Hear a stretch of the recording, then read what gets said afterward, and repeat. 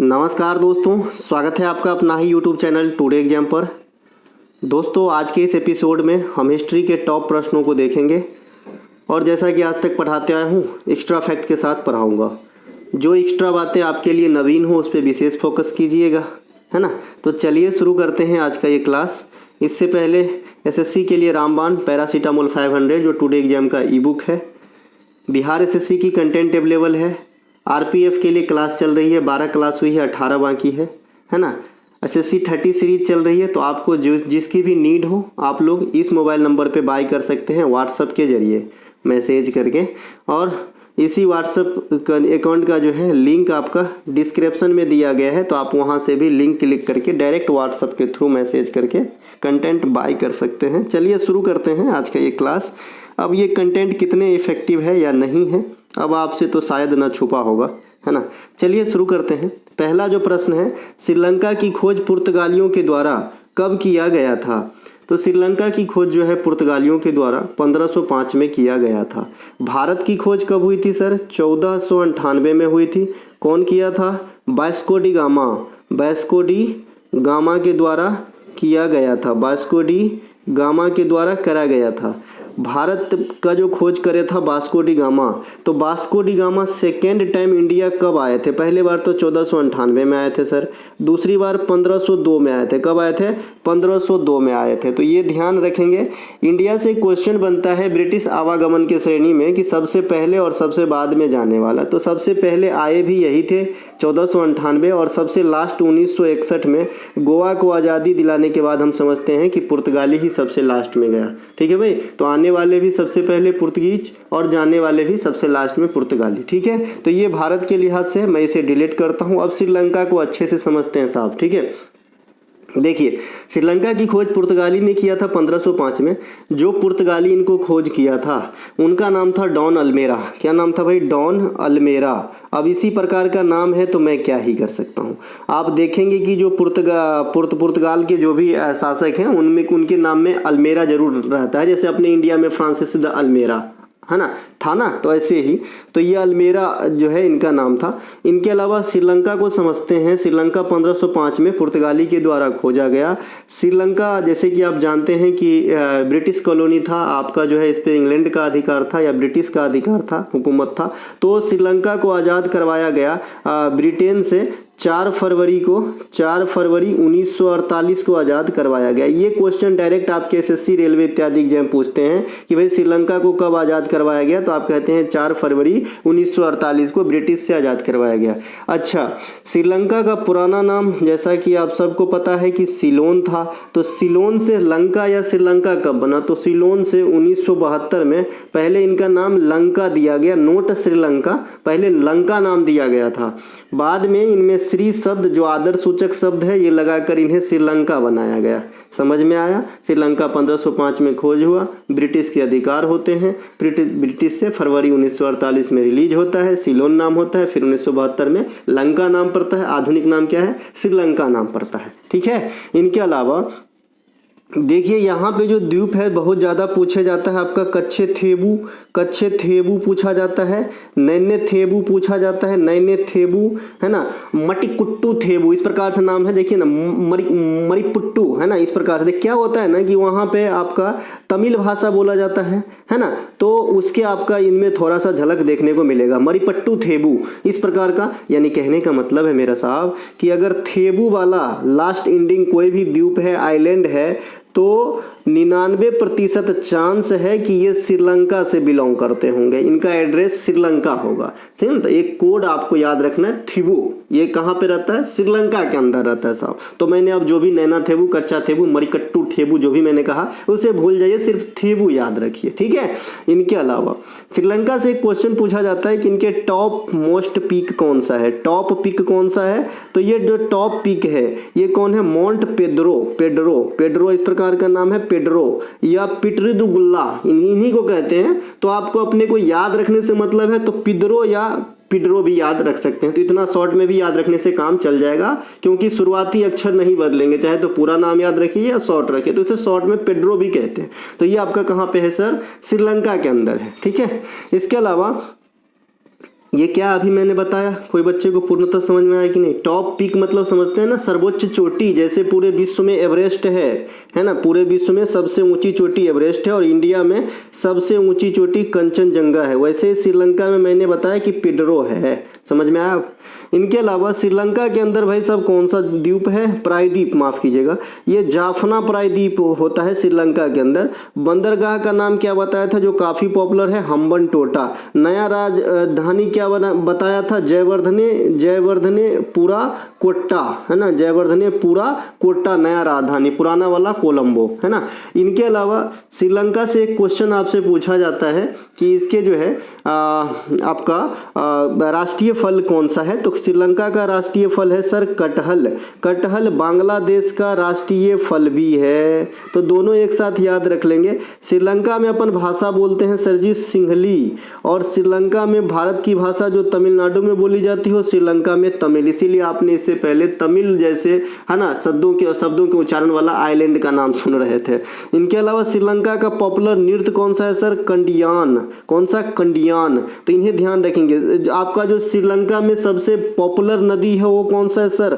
महाबली गंगा। महाबली गंगा ये श्रीलंका के सबसे पॉपुलर नदी है, ये श्रीलंका का जैक फ्रूट बता दिया, है ना। तो ये सब श्रीलंका में ही दुनिया में पहली महिला पीएम बनी थी जिनका नाम है श्री मावो भंडार नाइके।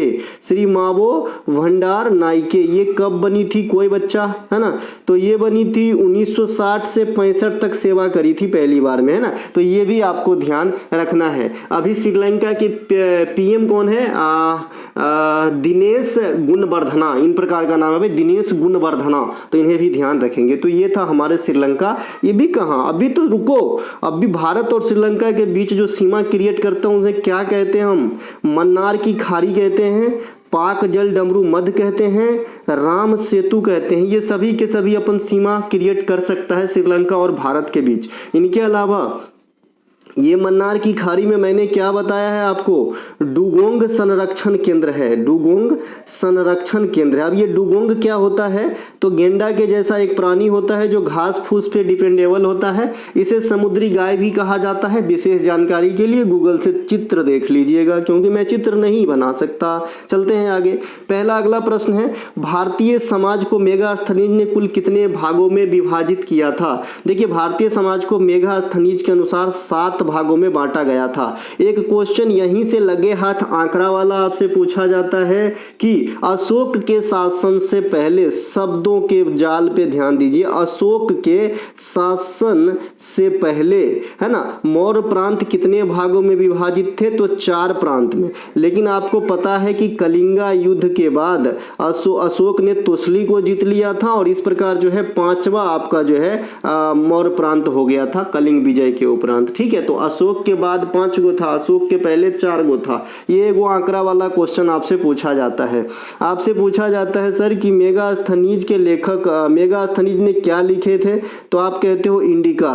ये इंडिका नामक पुस्तक किस भाषा में लिखी गई थी? तो ग्रीक या यूनानी भाषा में लिखी गई थी। ठीक है, यूनान या ग्रीक भाषा, है ना। इनके अलावा ये जो मेगास्थनीज के दरबारी थे, मेगास्थनीज किसके दरबारी थे? तो चंद्रगुप्त मौर्य के, है ना। इनके अलावा मौर्य वंश के फाउंड भी इन्होंने ही किया था, अर्थात फाउंडर है। इनके अलावा किसके सहयोग से फाउंड किया गया था? तो कौटिल्य के सहयोग से फाउंड किया गया था, या फिर इसे अपन चाणक्य भी कहते हैं, या फिर अपन इसे विष्णुगुप्त भी कहते हैं। तो तीनों के तीनों नाम इन्हीं का है। इनके द्वारा जो किताब लिखा गया, इनका किताब का नाम क्या है सर? अर्थशास्त्र नाम है किताब का। इसके अलावा मौर्य वंश के जानकारी एक तो आपको इंडिका से मिलेगा जिनके राइटर मेगास्थनीज है। आपको मैंने बताया था मुद्रा राक्षस से भी मौर्य वंश के बारे में जानकारी प्राप्त होती है। ये मुद्रा राक्षस के लेखक कौन है? मुद्रा विशाखा दत्त। क्या नाम है भाई? विशाखा दत्ता नाम है इनका, विशाखा दत्ता नाम है, जिन्होंने मुद्रा राक्षस को राइट किया था। ठीक है भाई, तो ये मौर्य वंश के बारे में कुछ जानकारी। मौर्य वंश के अंतिम शासक आपसे काफी बार पूछा जाता है बृहद्रथ, है ना। जैसे जयद्रथ आप महाराष्ट्र में, महाभारत में, वैसे ही इनका नाम है बृहद्रथ, है ना। क्या नाम है भाई? बृहद्रथ। ये कौन है? तो ये मौर्य वंश के आखिरी शासक हुए, इन्हें भी ध्यान रखेंगे। ठीक है भाई। इनके अलावा हिल पैलेस संग्रहालय किस राज्य में स्थित है? हिल पैलेस संग्रहालय किस राज्य में स्थित है? हाँ, कहाँ थे हम कि हिल पैलेस संग्रहालय कहाँ स्थित है। देखिए हिल पैलेस संग्रहालय आपका केरला में स्थित है। कहाँ पे है? केरला में स्थित है। केरला से दो मैंने मोन्यूमेंट्स जो आप कह सकते हैं कि भाई जो धार्मिक आस्था का केंद्र है अलग अलग समुदाय के, तो उनसे याद रखने के लिए आपको बताया था कि भाई सबसे पुराना जो आपका चर्च है उसे हम क्या कहते हैं? सेंट थॉमस चर्च कहते हैं। और ये कहाँ पे स्थित है? तो ये भी आपका केरल के अंदर है। सबसे पुराना मस्जिद चेरामन जुमा मस्जिद, ये भी कहाँ पे है सर? तो ये भी केरल के अंदर ही है। केरल के अंदर मंदिर की बात करेंगे जो आपसे पूछा जाता है कि भाई ये मंदिर, ये देखिए ये चर्च है, ये आपका मस्जिद है। अब हम मंदिर की बात करते हैं तो केरल के अंदर आपका सबसे जो है पद्मनाभ, माफ कीजिएगा, सबरीमाला, अयप्पा सबरीमाला, हाँ पद्मनाभ स्वामी भी है ना, पद्मनाभ स्वामी भी है केरल के अंदर, सही बोल रहा था मैं, पद्मनाभ स्वामी भी है, अयप्पा सबरीमाला भी है ना। एक आपका देखिए ना, ये जहाँ पे अट्टुकल पोंगल होता है, अट्टुकल भगवती मंदिर भी है ना, भगवती मंदिर भी है ना। ये सब कहाँ पे है? केरल के अंदर स्थित है। बड्डुकतनाथन मंदिर भी है, बड्डुकतनाथन, इस प्रकार से बड्डुकनाथन मंदिर। तो ये सभी के सभी आपके कहाँ पे है सर? ये केरला के अंदर है, इसे ध्यान रखेंगे। कहाँ पे है? केरला के अंदर है, इसे ध्यान रखना है। इसी प्रकार के क्वेश्चन में आपसे पूछा जाता है कि भाई साहब जो है करेंसी बिल्डिंग कहाँ पे है? आपसे पूछता है कि भाई करेंसी बिल्डिंग कहाँ पे है, तो आप क्या कहते हो? करेंसी बिल्डिंग कोलकाता के अंदर है। कहाँ पे है? कोलकाता के अंदर है ना। इसी प्रकार से आपसे पूछा जाता है सर कि ट्यूलिप गार्डन कहाँ पे है? ट्यूलिप गार्डन कहाँ पे है? तो जो ट्यूलिप गार्डन है ये J&K में है, जम्मू कश्मीर में है। इन्हें भी ध्यान रखेंगे, ठीक है भाई। इसके अलावा केरल को थोड़ा सा और समझते हैं तो साइलेंट वैली परियोजना, साइलेंट वैली VALLY वैली परियोजना, ये आपका कहाँ पे है? साइलेंट वैली परियोजना भी केरला के अंदर है। केरला के अंदर आएंगे जो आपका पेरियार नदी है केरल में, और ये केरल के सबसे लॉन्गेस्ट रिवर है ना, सबसे लॉन्गेस्ट रिवर है पेरियार वाला, इसे ध्यान रखेंगे। इस पे इदुक्की परियोजना स्थित है। डायरेक्ट पूछता है कि इदुक्की परियोजना किस नदी पे है, तो आप कहना पेरियार नदी पे है, ठीक है। इनके अलावा केरल के अंदर और आएंगे तो आपका, हाँ, इंडिया का सबसे लंबा लेक वेम्बनाड लेक है ना, वेम्बनाड जो झील है ना, वेम्बनाड झील, ये आपका केरला के अंदर ही है। ये रामसर साइट भी एक्चुअली केरल का, केरल में एक संस्थान कोट्टा नामक जगह है ना, संस्थान कोटा, ये भी जो है रामसर साइट में चिन्हित है, केरल के अंदर स्थित है ना। तो इतना केरल को ध्यान रखेंगे। केरल को मसालों का बगीचा भी कहा जाता है इंडिया के लिहाज से। केरल के पवित्र त्योहार ओणम, एक्चुअली कल से ही ओणम त्योहार है, तो जय ओणम देवता है ना। ये आपका 10 दिन तक चलता है। कितने दिन तक चलता है? 10 दिन तक चलता है ओणम। और इसमें मैंने बताया था स्नेक बोट रेसिंग का जो क्रियाकलाप है यहाँ इसी त्योहार के दौरान जो है आपका करा जाता है। इनके अलावा कथकली इनके शास्त्रीय नृत्य है, ध्यान रखें। इनके अलावा मोहिनीअट्टम भी। इनके अलावा कोया विद्रोह का नेता कौन था? देखिए कोया विद्रोह का नेता है तमडोरा। कौन है भाई? तमडोरा नाम था इनका। अब नाम ऐसे ही है तो आपको ध्यान रखना है, आप जैसे याद रख सकते हैं तमडोरा, है ना। तो ये कोया विद्रोह एक्चुअली कोया जनजाति है, जैसे कि आप तेलंगाना में भी पाएंगे कोया जनजाति और ओडिशा में भी पाएंगे। आपको याद होगा जो मेथाराम जतरा मेला होता है तेलंगाना के अंदर, जो एशिया की सबसे बड़ी जनजातीय मेला भी है, तो ये मेला में भी जो है ना कोया जनजाति के लोग ही पार्टिसिपेट करते हैं। और कोया से याद आपको रखना है कुई, एक कुई भाषा होता है जो आपका ओडिशा राज्य में बोला जाता है। तो कोया जनजाति है, कुई भाषा है, ठीक है। कोया जनजाति तेलंगाना और ओडिशा दोनों में बोले जाएंगे। कुई जो भाषा है ये आपका ओडिशा में बोली जाती है। कुरुख भाषा एक बताया था, कुरुख है ना, कुरुख भाषा बताया था। ये कुरुख भाषा जो है ना ये झारखंड में बोली जाती है। कहाँ पे? झारखंड के अंदर बोली जाती है। फिर से मैं लौट आता हूँ, ये वाले प्रश्न से रिलेटेड बात करता हूँ। कोया विद्रोह का नेता है तमडोरा। कौन है भाई? तमडोरा। इसी प्रकार का कौन कौन सा विद्रोह है? मोपला विद्रोह। कौन सा भाई? मोपला विद्रोह का नाम आपने सुना होगा। ये जो मोपला विद्रोह है, इनके नेता की बात करेंगे ना तो इनके नेता के नाम थे कुहमद हाजी। इनका नाम था भाई कुहमद हाजी नाम था। जो मोपला विद्रोह कब होती है सर? मोपला विद्रोह 1921 में होती है। कहाँ पे होती है? मालाबार क्षेत्र में होती है, और केरल के तट को ही मालाबार कहते हैं, इसीलिए हम इसके ऑप्शन में मालाबार क्षेत्र की जगह केरल भी पाते हैं। तो ये ध्यान आपको रखना है, ठीक है भाई, मोपला विद्रोह में, है ना। इनके अलावा अहोम विद्रोह का आपने नाम सुना होगा, अहोम विद्रोह। इनका नेता पूछता है तो इनका नेता 1,00,000 बार बता दिया हूँ, गोमुधर कंवर है ना, गोमुधर कुंवर इस प्रकार से नाम है इनका, गोमुधर कुंवर। ये अहोम विद्रोह का नेता थे। अहोम मतलब असम से समझ लेना है ना, असम से समझ लेना अहोम। तो इनके नेता थे गोमुधर कंवर। अब असम से जब मुंह से निकल गया है तो बताऊंगा ना भाई। देखिए असम का नाम पहले कामरूप भी हुआ करता था, प्राग्ञ ज्योतिषपुर भी हुआ करता था, प्राग्ञ ज्योतिषपुर भी हुआ करता था। ठीक है, हम लोग कहाँ पर थे? कोया विद्रोह के नेता कौन थे ना, तो कोया विद्रोह को मैंने बता दिया था अभी। इनके मोपला भी बता दिया था, मालाबार अहोम भी बता दिया था ना, हाँ बता दिया था। कूका आंदोलन एक आपसे पूछा जाता है सर, कूका आंदोलन के नेता भी पूछे जाते हैं, राम बालक सिंह है ना, राम बालक सिंह अलग अलग हैं। ये आपका पंजाब के अंदर होता है कूका आंदोलन, तो इन्हें भी ध्यान रख लीजिए। ठीक है, इनके अलावा 130 से 150 ईस्वी तक भारत में शक के शासक कौन थे? रुद्रदमन प्रथम है ना, रुद्रदमन प्रथम जो है ये शक शासक हुआ करता था। इनका शासन अवधि 130 से 150 ईस्वी तक रहा था, तो इन्हें भी ध्यान रख लेंगे, रुद्रदमन प्रथम को। ठीक है, इनके अलावा जो आपका शासक का अवधि पूछता है, एक तो मोहम्मद बिन तुगलक का पूछता है, अलाउद्दीन खिलजी का पूछता है, और आपका जो दिल्ली सल्तनत पे रजिया कब से कब तक रही थी ये भी पूछा जाता है। विजयनगर साम्राज्य की अवधि पूछी जाती है, तो इतने कुछ ईस्वी जरूर करके जाएं, देख ले जाए है ना। इनके अलावा मोस्ले द्वारा निर्मित आधुनिक आवर्त सारणी की खोज कब की गई थी?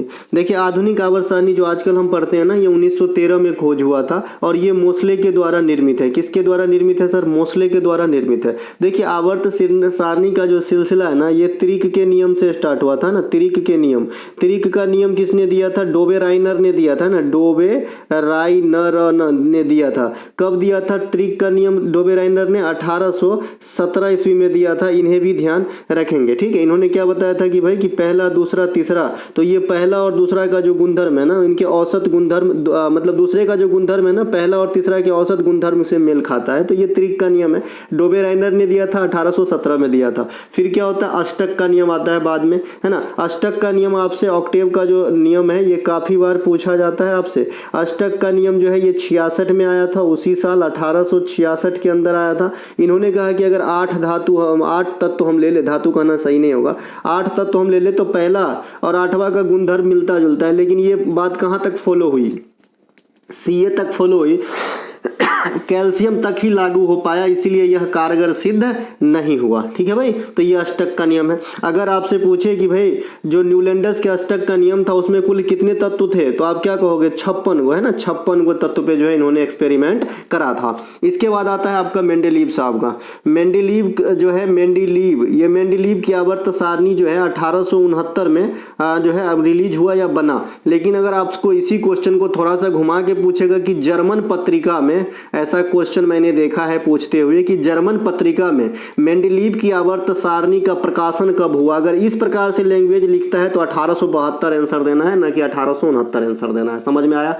देखिए मेंडेलीव की आवर्त सारणी कब बना? 1869 में। लेकिन अगर आपसे पूछता है कि जर्मन पत्रिका में मेंडेलीव की आवर्त सारणी का प्रकाशन किस वर्ष में किया गया था, तो 1872। इसलिए तो इतना लंबा चौड़ा लगा के पूछता है कि बच्चे 1869 मार दे और गलती करके लड्डू खाते हुए घर जाए, है ना। लेकिन ऐसा नहीं करना है आपको। ठीक है, इनके अलावा अब हम मेंडेलीव तक आ गए। देखिए मेंडेलीव की आवर्त सारणी में क्या था? ये परमाणु भार पे आधारित हुआ करता था। इसमें जो है वर्ग की संख्या कम थी 9, और आवर्त की संख्या एजीटी जैसे अभी है 7 है ना, तो ये था आपका मेंडेलीवियन वाला। इनके अलावा जो है आधुनिक आवर्त सारणी मोस्ले साहब का प्रिंट है, 1913 में रिलीज हुआ था। ये परमाणु जो है क्रमांक पे आधारित है, परमाणु क्रमांक पे आधारित है, या उनके परमाणु क्रमांक के बढ़ते क्रम में सजाया गया है आधुनिक आवर्त सारणी को। और एक जैसे जाति के तत्वों के लिए एक जैसा वर्ग का जो है आपका कर दिया गया है व्यवस्था, तो ये ज्यादा बेहतर है पढ़ने में भी, है ना। इनके अलावा जो आधुनिक आवर्त सारणी है उसमें कुल 118 ज्ञात तत्व हैं, इन्हें भी ध्यान रखेंगे। 118 ज्ञात तत्व का मैंने जो है अलग अलग विभाजन भी करके बताया था कि कौन से तत्व कितने होते हैं। चलते हैं हम आगे। इसके अलावा जो 18 समूह हैं उनको याद करने का तरीका भी बता दिया हूँ, है ना, कि भाई पहला को कहते हैं आपका अल्कलाइन मेटल, दूसरा को कहते हैं पृथ्वी क्षारीय धातु, 3 से 12 संक्रमणीय तत्व, है ना, 13 को आप जो है 13 से लेके जो आपका लास्ट 18 है उसको हम कहते हैं SPD, इसको कहते हैं P ब्लॉक एलिमेंट्स, और जो नीचे वाला रहता है उसको हम F ब्लॉक एलिमेंट्स कहते हैं, F ब्लॉक एलिमेंट्स नीचे वाला का लेंथेनाइड और एक्टिनाइड को। ठीक है, चलते हैं आगे। और पहला जो 2 वर्ग है ना 1 2 उसे हम S ब्लॉक एलिमेंट्स कहते हैं, और 3 से 12 को D ब्लॉक एलिमेंट्स कहते हैं। तो ये चारों भी ध्यान रखेंगे, काम आता रहता है।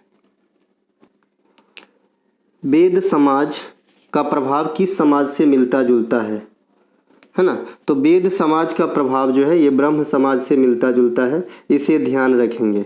अब देखिए वेद समाज, ब्रह्म समाज, आर्य समाज, सत्यशोधक समाज, है ना, ये सब आपको ध्यान रखना है। तो वेद समाज का स्थापना कहाँ पे हुआ था? मद्रास के अंदर हुआ था। इनके संस्थापक में कौन थे? श्री धरालू नायडू, है ना, श्री धरालू नायडू और केशव चंद्र सेन, है ना, केशव चंद्र सेन, ये दोनों साहब के द्वारा जो है आपका वेद समाज की स्थापना मद्रास के अंदर करा गया था। इसकी ईस्वी भी डिमांड अगर करता है तो 1864 ईस्वी बताना है आपको। इसके अलावा एगो ब्रह्म समाज है, ब्रह्म समाज की स्थापना 1828 में राजा राम मोहन राय ने किया था। एगो आदि ब्रह्म समाज है ना, आदि ब्रह्म समाज की स्थापना 1866 में देवेंद्र नाथ टैगोर ने किया था। तो ये दोनों बात आपको ध्यान रखना है। इसके अलावा एक देव समाज भी है, जैसे अभी आपने वेद समाज देखा, एगो देव समाज है, शिव नारायण अग्निहोत्री के द्वारा लाहौर में स्थापना किया गया था। इनका जगह ज़्यादा पूछता है तो लाहौर कर लेना, क्योंकि बच्चे लाहौर लगाते ही नहीं है, क्योंकि लाहौर जो है वर्तमान में पाकिस्तान में है, तो उनको लगता है ये तो होना ही नहीं चाहिए, लेकिन लाहौर में हुआ था देव समाज की स्थापना अग्निहोत्री साहब के द्वारा, ये ध्यान रख लेंगे। बाद बाकी आर्य समाज की स्थापना 1873 में 75 में आपका दयानंद सरस्वती के द्वारा, 1873 में सत्यशोधक समाज की स्थापना ज्योतिबा फुले के द्वारा, ये सब भी आपको ध्यान रखना है। 1867 में प्रार्थना समाज की स्थापना पांडुरंग साहब के द्वारा। चलते हैं आगे। इनके अलावा प्रसिद्ध कवि बिल्हन किसके दरबारी कवि थे? तो ये थे भैया विक्रमादित्य 6 के दरबारी कवि थे। कौन? बिल्हन। तो इन्हें भी ध्यान, विक्रमादित्य 6 के दरबारी कवि थे कौन? बिल्हन, सही बोल रहा हूँ। तो ये भी आपको ध्यान रखना है। देखिए बिल्हन ने एक किताब लिखा था जिनका नाम इन्हीं से मिलता जुलता है। इनका नाम था विक्रमांक देव चरित्र। क्या नाम है भाई? विक्रमांक देव चरित्र। जैसे हर्ष चरित्र है ना, वैसे ही विक्रमांक देव चरित्र। अब इनका गुणगान किया है यहाँ पे, हर्ष चरित्र में हर्ष का गुणगान किया है, तो आपको याद रखना है, सीधे सीधे याद रखने के लिए काफ़ी है। बिल्हन ने विक्रमादेव चरित्र का गुणगान लिखे हैं जो विक्रमादित्य 6 से संबंधित है। ठीक है भाई। इनके अलावा और आपसे पूछा जाता है कि भाई गीत गोविंद के लेखक कौन है? गीत गोविंदम के लेखक कौन है? जयदेव है। और ये जयदेव कहाँ किसके दरबारी कवि थे? लक्ष्मण सेन के, है ना, लक्ष्मण सेन के दरबारी कवि थे। इनके अलावा आपसे पूछा जाता है राज तरंगिणी के लेखक कौन है? राज तरंगिणी के लेखक हैं आपका कल्हन। अभी आपने ऊपर देखा था बिल्हन, ये है कल्हन। राज तरंगिणी कश्मीर के इतिहास को बताने का काम करता है। यही राज तरंगिणी का जो अनुवाद किए थे अलग लैंग्वेज में वो थे जैनुल आबदीन। कौन थे भाई? जैनुल आबदीन को कश्मीर का अकबर भी कहा जाता है। इनके अलावा हेन सांग एक किताब लिखे थे, यात्रा वृत्तांत, है ना, ह्वेन सांग के द्वारा कौन सा लिखे? सीयू की, है ना, सीयू की, इस प्रकार से।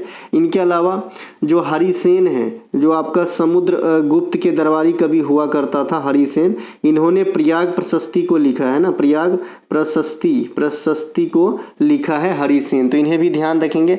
इनके अलावा एक बाघभट्ट, अभी तो आपने बाणभट्ट, अच्छा बाणभट्ट नहीं बताया क्या? बाणभट्ट आपका हर्ष चरित्र लिखा है। हर्ष चरित्र के लेखक कौन है? बाणभट्ट, है ना। और एक वो है बाघभट्ट, है ना, बाघभट्ट लिखा है आपका अष्टांग संग्रह। क्या लिखा है भाई? अष्टांग संग्रह नामक किताब लिखे हैं बाघभट्ट, है ना। बाघभट्ट सब जो है ना आयुर्वेदाचार्य थे, मतलब चिकित्सा से जुड़ा हुआ था। चिकित्सा से जुड़ा हुआ फेमस कैरेक्टर में आप चरक को जानते होंगे, सुश्रुत को जानते होंगे, सुश्रुत, है ना, सुश्रुत अच्छे से लिखना पड़ेगा, इस प्रकार से लिखा जाता था। एक मिनट, सुश्रु वाला तो सुश्रुत ये वाला है ना, ये सुश्रुत जो है ना सल शल्य चिकित्सा के मास्टर थे, मतलब जो आजकल ऑपरेशन वगैरह होता है ना, तो उस समय में ये मास्टर थे शल्य चिकित्सा में। ठीक है, भगवान धन्वंतरि भी चिकित्सा से संबंधित है। चलते हैं आगे। चंद्रगिरी का किला किस राज्य में स्थित है? ये आंध्र प्रदेश में स्थित है चंद्रगिरी का किला। चंद्रगिरी का किला आंध्र प्रदेश के अलावा आपका जो है यहाँ भी स्थित हो जाएगा, केरला के अंदर भी होगा ये, है ना, ये केरला के अंदर भी होगा आपका चंद्रगिरी का किला, ये एक जगह नहीं है। तो ये केरल भी याद रखिएगा और आपका आंध्र प्रदेश भी याद रखिएगा। ठीक उसी प्रकार से जैसे उदयगिरी का किला, उदयगिरी का किला में आपको एमपी को भी याद रखना है और ओडिशा को भी याद रखना है। तो ये भी आपका 2 राज्य में एग्जिस्ट करता है सेम नाम से, और आपका चंद्रगिरी का किला भी सेम नाम से 2 राज्यों में एग्जिस्ट करता है। इसके अलावा जो आपका चंदागिरी हो गया, उदयगिरी हो गया, एक आपका असीरगढ़ का किला पूछा जाता है। असीरगढ़ का किला, असीरगढ़ का किला भी काफ़ी बार आपके एग्जाम में पूछा जाता है। तो असीरगढ़ का किला जो है ये कहाँ पे रहेगा? असीरगढ़ का किला तो ये एमपी के अंदर है। कहाँ पे है? एमपी के अंदर है। और एक आपको इसी से मिलता जुलता हुआ नाम पूछा जाता है असुरगढ़ का किला, है ना, असुरगढ़। ये था ऊपर वाला असीरगढ़, अब है असुरगढ़। असुरगढ़ का किला जो है ना ये उड़ीसा के अंदर है, ये उड़ीसा के अंदर है असुरगढ़ का, और असीरगढ़ का एमपी के अंदर है। एगो आपका कालिंजर किला, आपने उनका नाम शेरशाह सूरी का नाम सुना होगा, उनसे जुड़ा हुआ नाम किला है ये कालिंजर का किला। ये कहाँ पे है? बांदा में है। बांदा कहाँ पे है? बांद्रा महाराष्ट्र में है। बांदा कहाँ पे है ना? बुंदेलखंड रीजन आपका मानिकपुर से पूर्व साइड में स्थित है, यूपी के अंदर है बांदा। ठीक है भाई, तो इसे ध्यान रख लेंगे। चलते हैं हम आगे। बाद बाकी आपका जंजीरा का किला बता दिए थे, महाराष्ट्र में है ना। गिफ्ट टू मोनोथेइस्ट नामक पुस्तक के जो है ना कौन भाषा में लिखा गया है? Gift to मोनोथेइस्ट। मोनोथेइस्ट मतलब समझते हैं ना, थेइस्ट मतलब धर्म वाला हो गया, और मोनो वाला एगो होता है, तो एगो धर्म मोनोथेइस्ट। पोलोथेइस्ट मतलब बहुत सारे धर्म। तो गिफ्ट टू मोनोथेइस्ट नामक पुस्तक के जो लेखक हैं सबसे पहले तो ये तो राजा राम मोहन राय है। कौन है? राजा राम मोहन राय है, और ये लिखे गए हैं भाषा में फारसी में। ठीक है, राजा राम मोहन राय का संवाद कौमुदी भी है। संवाद कौमुदी काफ़ी बार पूछा जाता है, और ये बंगाली भाषा में लिखा गया था, बंगाली भाषा में। राजा राम मोहन राय का मीरात उल अखबार भी है, मीरात उल अखबार भी है, और ये भी आपका फारसी भाषा में मीरात उल अखबार लिखा गया था। तो ये राजा राम मोहन राय से जुड़े हुए 3 इंपॉर्टेंट कृत है जिनके भाषा मैंने यहाँ पे आपको बताने का काम किया है। इनके अलावा और भी इसी प्रकार की किताब उताब के बारे में जानेंगे कि कौन किस भाषा में लिखा गया है। तो इसमें सबसे ज़्यादा जो पूछा जाता है आपका रेहला पूछा जाता है। यहाँ नीचे लिखता हूँ, यहाँ जगह कम पड़ेगा। यहाँ रेहला, रेहला इब्न बतूता ने लिखा है, मोहम्मद बिन तुगलक के कारण में भारत आया था। ये जो है अरबी ग्रंथ थी, अरबी। इसके अलावा जो कृष्णदेव राय का आमुक्त मल्यादा है, आमुक्त मल्यादा, मालयादा, आमुक्त मल्याद या जाम्बती कल्याणम, ये दोनों किताब लिखे हैं कृष्णदेव राय, है ना, जाम्बती कल्याणम। तो कल्याणम से आपको दिख रहा है संस्कृत वाला उच्चारण जैसा, तो ये संस्कृत में लिखा गया था, है ना, जाम्बती कल्याणम। आज जो आमुक्त मल्याद है ना ये आपका लिखा गया था तेलुगु के अंदर, तमिल के अंदर नहीं भाई, तेलुगु के अंदर, है ना, तेलुगु के अंदर। तो ये ध्यान रख लेंगे, इनके भाषा किताब है ना, राइटर है ना। इनके अलावा एक क्वेश्चन आपसे पूछा जाता है कि महाभारत का फारसी में अनुवाद किसने करवाया था? तो महाभारत का फारसी रूपांतरण जो है ये आपका बदायूं ने करवाया था, बदायूं, इसी प्रकार से नाम है बदायूनी, है ना। तो महाभारत का फारसी में जो अनुवाद हुआ इनका नाम था रज्मनामा, है ना, और ये बदायूनी ने करवाया था। इनके अलावा और भी ऐसे क्वेश्चन पूछे जाते हैं कि भाई गीता का फारसी में अनुवाद किसके काल में हुआ? दारा सिकोह भी इनमें क्वेश्चन का आंसर होता है। इस प्रकार से गीता को अंग्रेजी में किसने लिखा था? विल्किंसन ने लिखा था। इस प्रकार से भी क्वेश्चन आपके एग्जाम में आते हैं। तो ये कुछ ग्रंथ, इनके भाषा और इनसे जुड़े हुए कैरेक्टर का नाम मैंने यहाँ पे बताया है। अगला प्रश्न जो है हमारा, ओदंतपुरी शिक्षा केंद्र का निर्माण किसके द्वारा किया गया था? तो गोपाल के द्वारा। गोपाल जो है ये पाल वंश के फाउंडर भी है, तो ये फाउंड भी किए थे। इनके अलावा इसी प्रकार से आपका नालंदा विश्वविद्यालय पूछता है, तो नालंदा विश्वविद्यालय के कुमार गुप्त प्रथम है, कुमार गुप्त प्रथम, कुमार गुप्त फर्स्ट, है ना, ये नालंदा विश्वविद्यालय के फाउंडर हो गए। इसी प्रकार से वो आपका विक्रमशिला विश्वविद्यालय है, उनके फाउंडर पूछा जाता है। तो इनके फाउंडर है धर्मपाल। कौन है? धर्मपाल, है ना। एक सबसे पुरानी विश्वविद्यालय पूछा जाता है तो तक्षशिला, लेकिन इनके फाउंडर में जो है पूरे तरीके से क्लियर नहीं है, इसी का फाउंडर नहीं पूछा जाता है आपके एग्जाम के अंदर।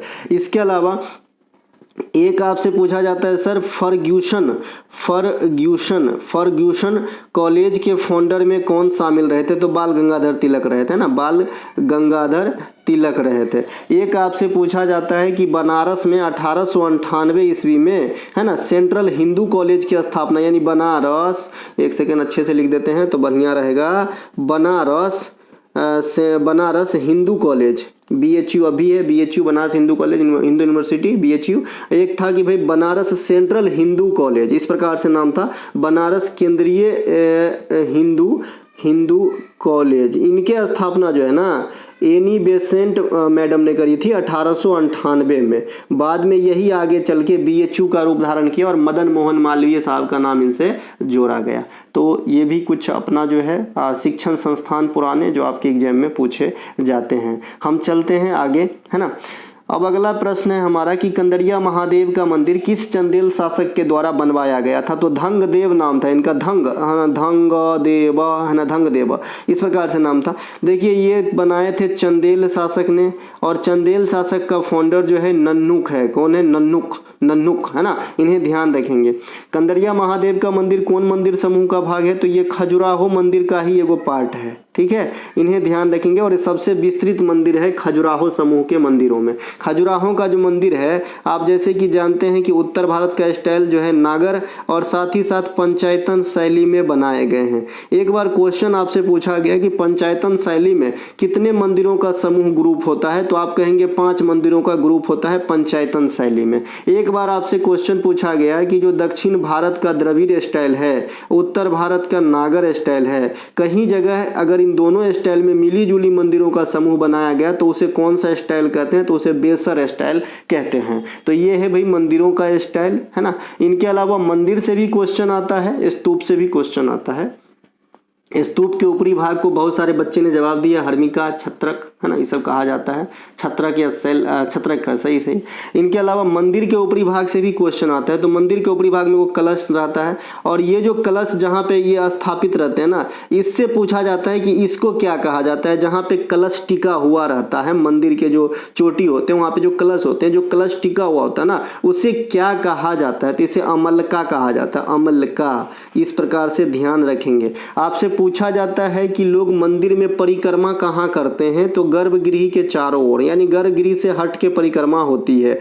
देवी देवता की प्रतिमा कहाँ पे रहती है? गर्भगृह में रहती है, जो मंदिर के सर्वोच्च जो शिखर होते हैं ना, उनके जस्ट नीचे बनाए जाते हैं, ठीक है। तो ये कुछ मंदिर से भी क्वेश्चन आपके एग्जाम में आ जाते हैं। रहा बात स्तूप से, तो बता ही दिए थे कि उनका भी जो है ऊपरी पोर्शन का नाम पूछा जाता है। पृथ्वीराज चौहान के पिता का नाम क्या था? देखिए पृथ्वीराज चौहान तृतीय साहब सबसे पहले तराइन की 2 लड़ाई 1191 और 1192, है ना, ये लगातार ईस्वी में हुआ था। तो 1191 में पृथ्वीराज चौहान तृतीय साहब की विजय हुई थी, और 1192 में जो है इनके प्रतिद्वंदी जीत गए थे, ठीक है। इनके जो पिता के नाम थे, पृथ्वीराज चौहान साहब के पिता के सोमेश्वर चौहान नाम था। क्या नाम था भैया? सोमेश्वर चौहान। तो इन्हें भी ध्यान रखेंगे, है ना। पृथ्वीराज चौहान की जो है जो पत्नी थी, उनका भी नाम आपके एग्जाम में पूछे जाते हैं कई दफा, जैसे आप BPSC वगैरह के एग्जाम देते हैं तो इनके पत्नी का नाम संयोगिता था, है ना, संयोगिता, है ना। गौतम बुद्ध के पत्नी का नाम भी पूछा जाता है आपके एग्जाम में, है ना, ध्यान रखिएगा। इनके अलावा इनका संयोगिता हो गया। इनके अलावा पृथ्वीराज चौहान तृतीय साहब का लड़ाई बता ही दिया मैंने। इसी प्रकार से आपसे गुरु नानक की माता का नाम पूछा जाता है ना, गुरु नानक के माता का नाम, जो सिख धर्म के संस्थापक हैं, सिख धर्म के प्रथम गुरु हैं। तो इनके माता का नाम था तृप्ता देवी, है ना, तृप्ता देवी, और पिता का नाम था कालू, है ना, कालू ही नाम था इनके पिता का नाम। सही है, कालू ही नाम था। सही है भाई, सही है जी, सही है, कोई दिक्कत नहीं है, सही है ना। और गुरु नानक के जन्मदिन पे मैंने कौन सा पर्व मनाने को बोला है? गुरु पर्व मनाइए, है ना, गुरु पर्व धूमधाम से मनाया जाता है पंजाब हरियाणा में, है ना। इनके अलावा खालसा पंथ खालसा पंथ के संस्थापक आपसे पूछा जाता है बहुधा, तो ये होते भाई गुरु गोविंद सिंह। गुरु गोविंद सिंह 10th जो है सिख धर्म के जो है ये थे गुरु, है ना। और इन्होंने खालसा पंथ की स्थापना 1699 में करा था। और खालसा पंथ के स्थापना के दिवस के उपलक्ष्य या इन्हीं के याद में जो पंजाब में नव वर्ष का त्यौहार होता है ना, बैसाखी वाला, तो होता है ना। तो ये ध्यान रख लेंगे। यहाँ से जो है जो पूज्य लोग हैं उनके माता पिता का नाम भी एग्जाम में पूछे जाते हैं। इनके अलावा प्रसिद्ध भीमा देवी का मंदिर किस जगह पे स्थित है, तो ये पिंजौर में स्थित है। पिंजौर, मिंजर, पिंजौर, तो पिंजौर आपका हरियाणा में है ना। और मिंजर मेला भी होता है एक, मिंजर मेला आपका हिमाचल प्रदेश में होता है। और पिंजौर मेला भी होता है जो हरियाणा में होता है। और पिंजौर में भीमा देवी माता का मंदिर भी है, इन्हें ध्यान रख लेंगे। इसी प्रकार से हिमाचल प्रदेश की बात आ गई तो यहाँ पे एक ज्वाला देवी मंदिर है ना, ज्वाला देवी मंदिर है, जय माँ ज्वाला देवी, तो ये आपका हिमाचल प्रदेश के अंदर है। हिमाचल प्रदेश के अंदर नैना देवी मंदिर भी है, नैना देवी मंदिर भी है, हिमाचल प्रदेश के अंदर है। कामाख्या देवी मंदिर भी काफी बार पूछा जाता है, कामाख्या देवी मंदिर असम के अंदर है, तो इन्हें भी ध्यान रख लेंगे, है ना। इनके अलावा धूमा माई की मंदिर, धूमा माई की मंदिर कोई नाम सुना है? धूमा माई का मंदिर, धूमा माई का मंदिर जो है ना ये आपका दतिया में है जी, दतिया। और ये दतिया कहाँ पे है? एमपी के अंदर है। मैं खुद गया हूँ ये मंदिर में माता जी के दर्शन करने, है ना। एक्चुअली जो पीताम्बरा पीठ है ना उनके अंदर धूमा माई का मंदिर है। और यहाँ पे सिर्फ विधवा जो लोग होते हैं ना वही पूजा कर सकते हैं, बाद बाकी लोग बाहर से ही दर्शन करके माता को प्रणाम करके जो है निकल जाते हैं, ठीक है। तो आप समझ गए धूमा माई का मंदिर अगर कल होकर कोई पूछे कहाँ पे है तो मध्य प्रदेश के दतिया में है। मध्य प्रदेश के ओरछा एगो जगह है, ओरछा, यहाँ पे आपको राम राजा मंदिर है ना, बहुत विशाल मंदिर है, मैं गया हूँ राम राजा मंदिर, तो इन्हें भी ध्यान रखेंगे। इनके अलावा चलते हैं आगे। 1793 में अस्थाई लिखा गया है जी, परमानेंट यहाँ लिखिएगा, है ना, उल्टा हो जाएगा। स्थायी बंदोबस्त प्रस्तावित किया गया था उस समय बंगाल के गवर्नर जनरल कर्नवालिस, है ना। 1793 में जो है आपका लगाया था बंगाल में आपका स्थायी बंदोबस्त लगाया था कर्नवालिस। बाद बाकी जो भी अंग्रेज है वो आप टॉपिक वाइज में चले जाएंगे। अभी लेटेस्ट में हमने पढ़ाया है गवर्नर जनरल, वायसराय इत्यादि, शुरू से लेके लास्ट तक अच्छे से पढ़ने वाले बच्चे अब तक पढ़ के ट्रेंड हो गए होंगे, याद कर लिए होंगे। चलते हैं आगे। बाद बाकी यहाँ से सबसे ज़्यादा जो पूछा जाता है आपका ऐसे में सती प्रथा का अंत पूछा जाता है, थोड़ा बहुत तो बताऊंगा जरूर ही, चाहे कितना लेट हो जाए। तो ये आपका बेंटिक है ना, विलियम बेंटिक सती प्रथा का अंत 1829 के दरमियान करा था, तो ये ध्यान रखते हैं। एक आपसे बर्नाक्यूलर प्रेस एक्ट डिमांड करता है, 1878 में आया था vernacular press act. Indian arms act भी 1878 में आया था। ये आया था आपका किस, लीटन के समय, किसके समय आया था? लीटन के समय आया था। ये भी आपसे पूछा जाता है एग्जाम में। एक आपका पूछा जाता है कि जो जालियांवाला बाग हत्याकांड हुआ 13 अप्रैल 1919 ईस्वी को, ये किसके काल में हुआ? चेम्सफोर्ड के काल में हुआ। एक आपसे पूछा जाता है पहली बार सांप्रदायिक चुनाव किसके काल में लाया गया था? तो मिंटो के काल में लाया गया था, तभी मोर्ले मिंटो ऑफ सुधार रिफॉर्म 1909 को कहते हैं। एक आपसे पूछा जाता है कि भाई बंगाल का विभाजन किसके काल में हुआ था? तो करजन के काल में हुआ था। राज हड़प नीति किसके काल में हुआ था? डलहौजी के काल में हुआ था। पहला हड़पा गया राज कौन सा था? सतारा। कब भैया? 1848 ईस्वी में, सही है, 1848 में हड़पा गया था। तो ये कुछ अंग्रेज और इनके काल में घटी हुई प्रमुख घटना। इनके अलावा गोलकुंडा का किला का निर्माण किसने करवाया था? काकतीय राजवंश के द्वारा गोलकुंडा किला का निर्माण जो है करवाया गया था, तो इन्हें भी ध्यान आपको रखना है, ठीक है, गोलकुंडा का किला। इसके अलावा जो आगरा का लाल किला है इनका निर्माण किसने करवाया था? कोई बच्चा? आगरा का लाल किला, आगरा का लाल किला, भाई लाल किला दिल्ली में भी है, आगरा में भी है, तो ये जो है आगरा का लाल किला ना अकबर बनवाया था। और दिल्ली वाले कौन बनवाया था? दिल्ली वाले कौन बनवाया था? तो दिल्ली वाले बनवाए थे शाहजहां ने। तो ये दोनों भी ध्यान रखेंगे, मुगल कालीन उदाहरण है ना, लेकिन शासक अलग अलग हैं। इनके अलावा अभी किला की बात हमने ऊपर में काफ़ी कर लिया था। पद्दाकल, हम्पी, अरकू, इनमें से जो है इन तीनों में से कौन कर्नाटक में नहीं है? तो भाई अरकू जो है ये आंध्र प्रदेश में है, अरकू घाटी जो है ये आंध्र प्रदेश में है। यहीं पे जो है आपका जिंदगरहा, जिंदगरहा का नाम सुने हैं? ये पूर्वी घाट के सबसे ऊंची चोटी है ना, ईस्टर्न साइड का जो है ये सबसे ऊंची चोटी है जिंदगरहा, जो आपके अरकू वैली आंध्र प्रदेश में स्थित है, ठीक है, ध्यान रखेंगे। और पश्चिमी घाट की सबसे ऊंची चोटी कौन सा है? अनाईमुदी, है ना, माफ कीजिएगा, कार्डेमम हिल, हाँ सही है, ये भी सही है, ये भी जो बोल रहा हूँ भी सही है, कार्डेमम हिल भी कह सकते हैं। तो ये आपका पश्चिमी घाट का सबसे ऊंची चोटी जो केरला के अंदर स्थित है। तो दोनों बात ध्यान रखेंगे। और दोनों का मिलन कहाँ पे? नीलगिरी हम्पी कहाँ पे, तमिलनाडु के अंदर होता है। पूर्वी घाट और पश्चिमी घाट के मिलन स्थल नीलगिरी है ना, ये ध्यान रख लेंगे। अब देखिए हम्पी जो है ये आपका कर्नाटक के अंदर है। पट्टादकल भी मंदिर समूह है, पट्टादकल का स्मारक कहते हैं, तो ये भी आपका जो है हम्पी में ही है। हम्पी महोत्सव भी होता है जिसे अपन विजय उत्सव कहते हैं ना। हम्पी महोत्सव को क्या कहते हैं, विजय उत्सव कहते हैं, विजय उत्सव। हम्पी उत्सव को विजय उत्सव भी कहा जाता है, ध्यान रख लेंगे। बाद में कि कर्नाटक में करगा, कुनीथा, भुतकोला, सुग्गी ये सब डांस होते हैं। कंबाला भी होता है, भैंसों का खेल होता है। Marco Polo, Hiuen Tsang, Fahien, Ibn Battuta में कौन इटली से संबंधित नहीं है, आपसे पूछा जा रहा है, बताइए। तो देखिए मार्को पोलो भी इटली के हैं, हेनसांग भी है, फहियान भी है, इब्न बतूता इटली के नहीं है। इब्न बतूता कहाँ के हैं, मोरक्को के हैं। कहाँ के हैं भाई, मोरक्को के हैं इब्न बतूता। इन्हें भी जो है थोड़ा सा ध्यान रख लेंगे, मोहम्मद बिन तुगलक के काल में आया था। 40 मिनट होने को आ गया है ना। देखिए एक सेकेंड,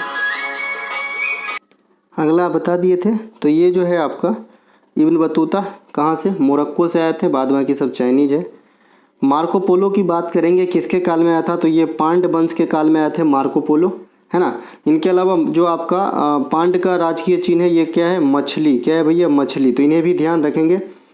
मैं परेशान हूँ, एक ही बात को 30 बार पूछेंगे, है ना, एक ही बात को 30 बार पूछेंगे सही में, ठीक है।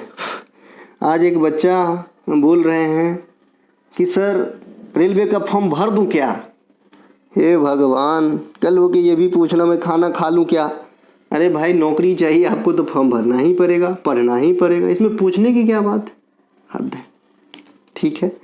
ये फहियान किसके काल में आया था, चंद्रगुप्त द्वितीय या विक्रमादित्य कहते हैं। हेनसांग आया था हर्षवर्धन के काल में।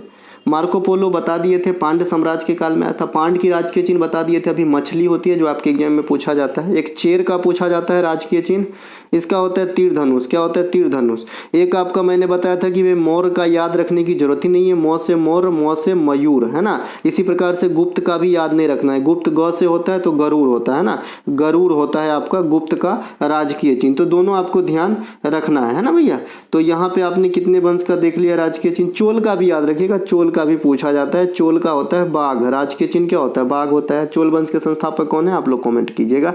प्रसिद्ध चंदावर के युद्ध में मोहम्मद गोरी के द्वारा कौन पराजित हुआ था, तो राजा जयचंद पराजित हुआ था। अब चंदावर का युद्ध कब होता है, 1194 में होता है। कब होता है, 1194 में। इसे अगर चंदावर के युद्ध के जगह पे आप आगरा का युद्ध कहेंगे कोई दिक्कत नहीं, क्योंकि ये आगरा के समीप ही है। इनके अलावा एक चौसा का युद्ध आपसे पूछा जाता है। चौसा का युद्ध 1539 में होता है, शेरशाह सूरी और आपका हुमायूं के बीच में। ये कहाँ पे है, चौसा बिहार के अंदर है। इसी प्रकार से एगो बिलग्राम का युद्ध पूछा जाता है, बिलग्राम या कन्नौज का युद्ध, ये 1540 में होता है। इनके कैरेक्टर सेम रहते हैं, हुमायूं और शेरशाह सूरी, ठीक है भाई। इसी के बाद ही शेरशाह सूरी ने शेर वंश की स्थापना कर लिया था, और शेर का शाह का जो है प्रारंभिक नाम फरीद खान था, और इनकी मकबरा सासाराम में है, ये भी आपसे पूछा जाता है। रुपया का प्रचलन शेरशाह सूरी ने करवाया, जीटी रोड का मरम्मत भी शेरशाह सूरी ने करवाया था। चलते हैं हम आगे।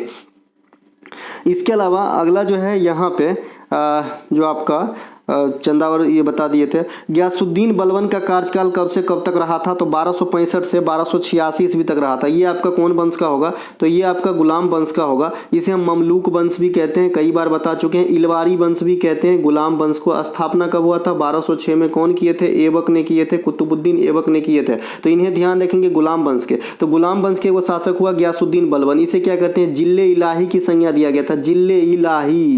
जिले इलाही की संज्ञा दी गई थी। सिजदा और पैबोस का प्रथा इन्होंने ही चलाया था। सिजदा और, आज पेन थोड़ा खराब चल रहा है, सिजदा और पैबोस की प्रथा जो है इन्होंने ही चलाया था। इनके अलावा जो आपका ये है कौन भी, नवरोज त्यौहार जो है इन्होंने ही चलाया था। आपका जो लौह एवं रक्त की नीति है इन्होंने ही अपनाया था। तो ये सब आपके बलबन के नाम से जुड़े हुए हैं। दिल्ली सल्तनत पे टोकन यानी सांकेतिक मुद्रा का इस्तेमाल किसने करवाया था, मोहम्मद बिन तुगलक, है ना। ये किसके बने हुए थे, तो कहेंगे चीप मेटल के, है ना, चीप मेटल के, सस्ती धातु के बने हुए होते थे, ठीक है। इसी प्रकार से अगर सिक्का की बात करें तो टका भी चलाया गया था, और आपका जीतल भी चलाया गया था। टका और जीतल ये दोनों इल्तुतमिश चलाया था। टका जो है ये आपका चांदी के बने हुए करते थे, और जीतल आपका तांबा का बना हुआ करता था। दोनों इल्तुतमिश चलाया था, ध्यान रखेंगे, ठीक है। इनके अलावा मोहम्मद बिन तुगलक के बारे में इब्न बतूता रहला ऊपर में हमने सुन लिया था। मोहम्मद बिन तुगलक ने जो विभाग का स्थापना किया वो कौन सा था, दीवाने कोही। और दीवाने कोही किस विभाग से संबंधित है, कृषि से संबंधित है, इन्हें भी ध्यान रखेंगे। इनके अलावा त्रिपुरी संकट के बाद कांग्रेस की अध्यक्षता किसने संभाली थी, तो डॉक्टर राजेंद्र प्रसाद के द्वारा संभाला गया था। होता यूं है कि 1938 में हरिपुरा अधिवेशन में, है ना, हरिपुरा अधिवेशन में सुभाष चंद्र बोस साहब अध्यक्षता चुने जाते हैं कांग्रेस के अधिवेशन के, और अध्यक्षता करते भी हैं। फिर क्या होता है अगले साल 1939 में त्रिपुरी, जो अब मध्य प्रदेश में एक जगह है, त्रिपुरी अधिवेशन के लिए सुभाष चंद्र बोस साहब के अगेंस्ट में पट्टाभी सीतारामैया खड़ा हो जाता है। ये पट्टाभी सीतारामैया MK गांधी के कैंडिडेट थे, महात्मा गांधी के कैंडिडेट थे। ठीक है भाई, तो इन्हें ध्यान रखेंगे। सुभाष चंद्र बोस साहब 1939 वाले अधिवेशन के लिए भी जीत जाते हैं और जीतने के बाद इस्तीफा देते हैं, है ना, कई कारणों से। और जो है आपका इस इस्तीफा के बाद जो कांग्रेस के अधिवेशन की अध्यक्षता संभालते हैं ये राजेंद्र प्रसाद साहब होता है। तो ये मतलब त्रिपुरी संकट के बाद जो कांग्रेस की अध्यक्षता संभालने वाले थे ये डॉक्टर राजेंद्र प्रसाद थे, इन्हें भी ध्यान रख लेंगे। ठीक है, इनके अलावा कांग्रेस के इतिहास मैंने बहुत बार बता दिया है, कहाँ कहाँ से पढ़ना है आपको। पहला पढ़ना है 1885 में व्योमेश चंद्र बनर्जी की अध्यक्षता में बंबई के अंदर हुआ था, 72 प्रतिनिधि ने भाग लिया था। फिर पहली मुस्लिम अध्यक्ष पढ़ना है 1887 में बदरुद्दीन तैयब जी मद्रास के अंदर।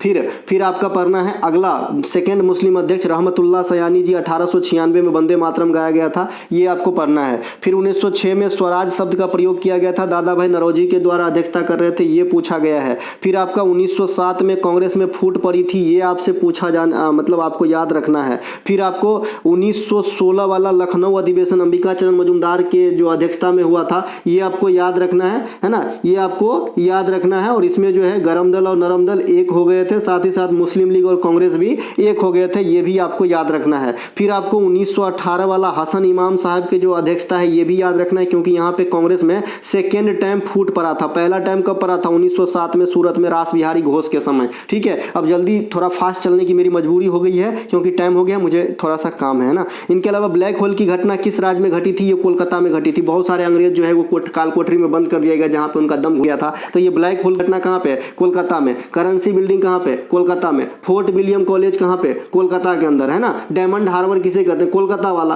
तो ये सब जो है कोलकाता ध्यान रख लेंगे। कोलकाता से बहुत सारे चीज आपके एग्जाम में पूछे जाते हैं। सुंदरबन डेल्टा भी कोलकाता कर लेना एक और, है ना। इनके अलावा प्रसिद्ध धर्म सभा के संस्थापक कौन है? राधाकांत देव। कब किए थे भाई? ये किए थे 1829 में। ये धर्म सभा जो है ना, जैसे अभी आपने अभी ऊपर देखा था कि भाई कौन से जो है वेद समाज जो है किस समाज से जो है अपनी अवधारणा को ग्रहण किए थे या मिलता जुलता है, तो आपने कहा ब्रह्म समाज। ये राधाकांत देव के द्वारा जो धर्म सभा है ना, ये सीधा सीधा सती प्रथा का जो है फेवर करता था, है ना। सती प्रथा का फेवर करता था, यानी ये ब्रह्म समाज के एगेंस्ट वाला संस्था हो गया। तो कल लोग अगर अंदर डीप में क्वेश्चन पूछे कि भाई ब्रह्म समाज के विरोध में निम्नलिखित में से कौन से संस्था थे, तो आप कहेंगे धर्म सभा, जिनके फाउंडर कौन है? राधाकांत देव, है ना। रामकृष्ण मिशन की स्थापना 1897 में विवेकानंद साहब ने किए थे। थियोसॉफिकल इंडिया में कब आया था? 1882 में एनी बेसेंट के द्वारा।